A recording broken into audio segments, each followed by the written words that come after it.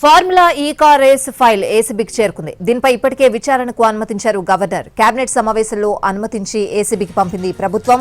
ఈ రోజు Formula E car race పై ఏసీబీ కేసు నమోదు చేసే అవకాశం ఉంది. Formula E car race file ఏసీబీకి చేరుకుంది. దీనిపై ఇప్పటికే విచారణకు అనుమతించారు గవర్నర్. కేబినెట్ సమావేశంలో అనుమతించి ఏసీబీకి పంపింది ప్రభుత్వం.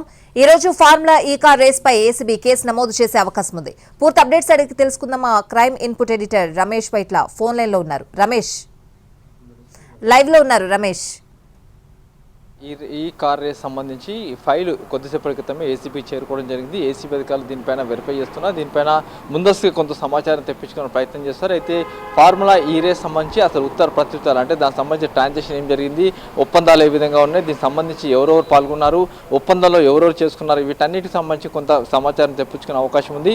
అయితే ఫార్ములా ఈ రేస్ సంబంధించి మొదటి రేస్కి సంబంధించి ఎలాంటి ఆటంకులు లేకపోయినప్పటికీ రెండో రేస్ సంబంధించి అక్కడ ఏదైతే మెయిన్ ఈవెంట్ మెయిన్ మెయిన్ స్పాన్సర్లను తొలగిపోవడంతో ప్రభుత్వం ఏకంగా అందులో జోక్యం చేసుకుని ఏకంగా 55 కోట్ల రూపాయల నగదును అటు విదేశీ కంపెనీకి బదిలీ చేశారు. దీంట్లో 46 కోట్ల రూపాయలని అటు డాలర్స్ రూపంలో కూడా ట్రాన్స్ఫర్ చేసి పంపించడం జరిగింది. అయితే దీనికి సంబంధించి అటు పూర్తి స్థాయిలో ఎంక్వైరీ చేసినప్పుడు అటు ప్రభుత్వం క్యాబినెట్ అనుమతి లేకుండా ఈ డబ్బులు మొత్తం కూడా తీసుకొని ఇచ్చినట్టుగా గుర్తించడం జరిగింది. అయితే క్యాబినెట్ అనుమతి తప్పనిసరిగా ఉండాల్సి ఉంటుంది. ఎందుకంటే ఒక ప్రైవేట్ సంస్థకి డబ్బులు అప్పచెప్పినప్పుడు ఆ డబ్బులకు సంబంధించి పూర్తిగా క్యాబినెట్ అనుమతి కావచ్చు, సంబంధిత శాఖ అనుమతి కావచ్చు, వీటి అనుమతులు ఉన్న తర్వాతనే డబ్బులు ట్రాన్స్ఫర్ చేయాల్సి ఉంటుంది. కాబట్టి ఎలాంటి అనుమతి లేకుండా, క్యాబినెట్ అనుమతి లేకుండా ఏకంగా మంత్రి అనుమతితోటి మంత్రి ఒక చెప్పిన మాట ప్రకారం అక్కడ ఉన్న హెచ్ఎండిఏ కమిషన్ కావచ్చు, జిహెచ్ఎం కమిషన్ కావచ్చు, నేరుగా 55 కోట్ల రూపాయల డబ్బుల్ని 46 కోట్ల రూపాయల విదేశీ రుణంగా మార్చేసి దాన్ని ఆ విదేశీ కంపెనీకి పంపించడం జరిగింది. దీనికి సంబంధించి క్యాబినెట్ అనుమతి లేకుండా,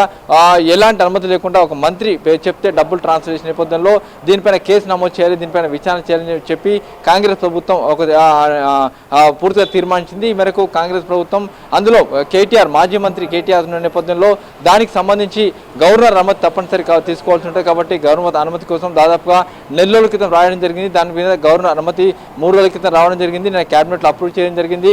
క్యాబినెట్ నుంచి అప్రూవ్ వచ్చిన తర్వాత సిఎస్ నిన్న రాత్రి ఫైల్ మొత్తాన్ని కూడా అటు ఐసీబీ పంపించింది. కొద్దిసేపటి క్రితం ఏసీబీ అధికారులకు ఈ ఫైల్ రావడం జరిగింది. ప్రస్తుతానికి ఏసీబీ అధికారులు దీనిపైన పూర్తిగా వెరిఫై చేస్తున్నారు. వెరిఫై చేసిన తర్వాత ఇవాళ సాయంత్రంలోగా ఒక నిర్ణయం తీసుకొని కేసు కూడా నమోదు చేసే అవకాశం అయితే కనబడుతుంది. అయితే దీంట్లో మాజీ మంత్రి కేటీఆర్తో పాటుగా ఐఏఎస్ అధికారి అరవింద్ కుమార్తో పాటు మరికొంది అధికారులు, కొన్ని కంపెనీలు, 4 ప్రముఖ కంపెనీలపైన కూడా కేసు నమోదు చేసి విచారణ చేపట్టే అవకాశం అయితే కనబడుతుంది. Swathi. Right Ramesh, thank you.